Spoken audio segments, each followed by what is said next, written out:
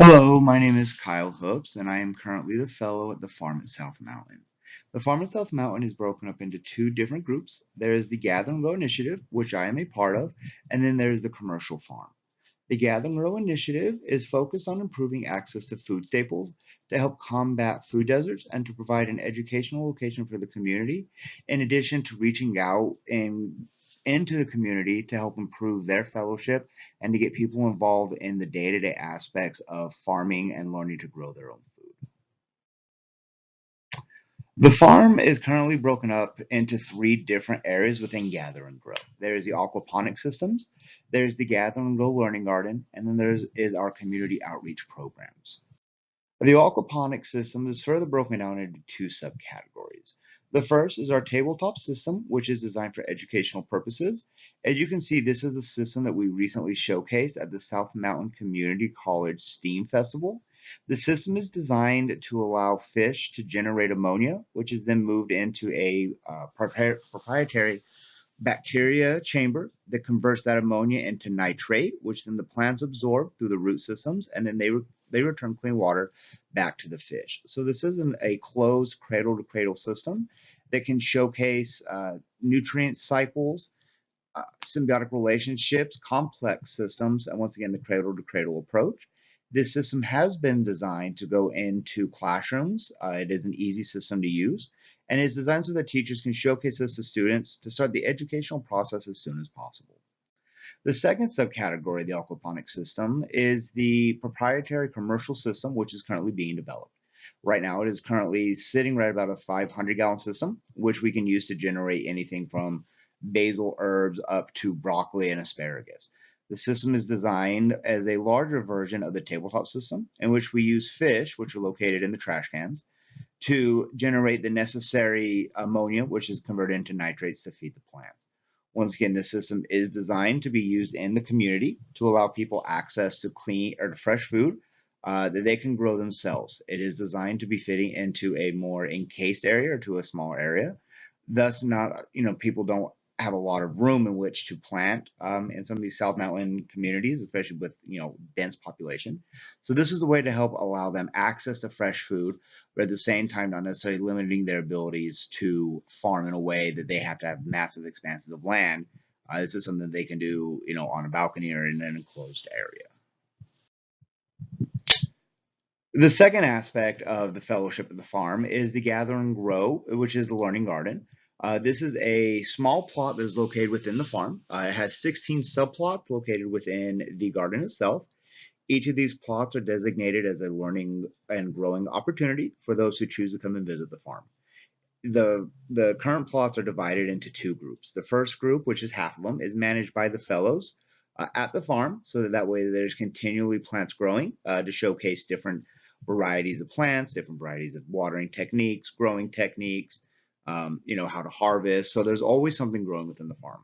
The other 8 plots are reserved for those who come to the farm for community outreach. We use these to demonstrate, especially with students, how to plant, how to care for, plants, how to move forward with what you want to do, and all the different subtle nuances that come with gardening. This is designed to be showcased as an educational aspect, which means that a lot of the plants there aren't harvested for production. They are harvested or they are grown specifically for the purpose of educating people on ways to improve their lives through gardening and through just kind of having that access to the environment.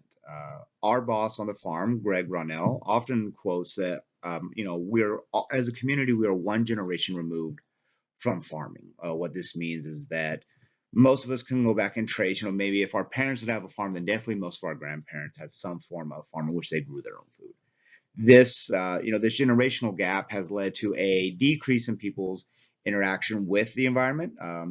There is something, deeply connecting to the universe and when we're digging in dirt, getting interactive and messing around with the soil and with the environment definitely creates a much more holistic view of the environment, and also what we eat. If you know where your food is coming from start to finish, then it also really helps improve our education on what we're doing to feed ourselves. And this is what the learning garden itself really wants to demonstrate is that not all food has to be processed, not all food has to be frozen, and not all food has to come in a can. We can have fresh organic food, and it is easy to grow. It doesn't necessarily require vast tracts of land or vast amounts of investment or machinery. This is something that anyone can do with just either, like I said, through the aquaponic systems, through a small location, a little bit of water, or if you have land available, it's definitely something to get engaged in your environment, and just really take control of what you're eating, in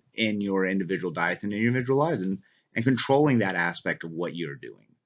The third part of what we do is the community outreach program. What this is a program that is range anywhere from elementary school students all the way up to doctoral level volunteers. As you can see in the pictures here, the two pictures on the right were from an event that we hosted at the Julianne L. Percy Elementary School, which is part of the Roseville School District there in the South Mountain community.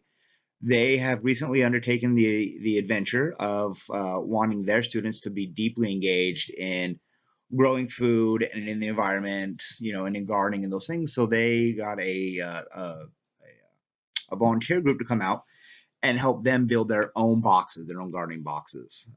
Then my partner at the farm and I, another fellow and I, went to the farm and we worked with 4 classes to help them plant these boxes. And the kids were super delighted to be able to interact with the environment. Like I spoke earlier, interacting with the environment is something that really touches on a core note of what our souls and who we are. And just to see the interaction that these students had was, just really affirmed the fact that there is this aspect that is missing, in a lot of, especially densely populated areas, this interaction with the environment. And that is a big thing of what we want to do. So that's why we start off working with schools, because, the younger you start, the more impact you can have, and the more impact you can have, the greater the outcomes will be.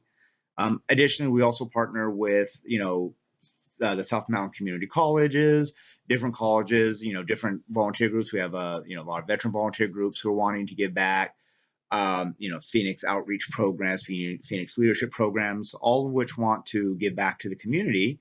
And we are partnering and working with them to generate opportunities to do this.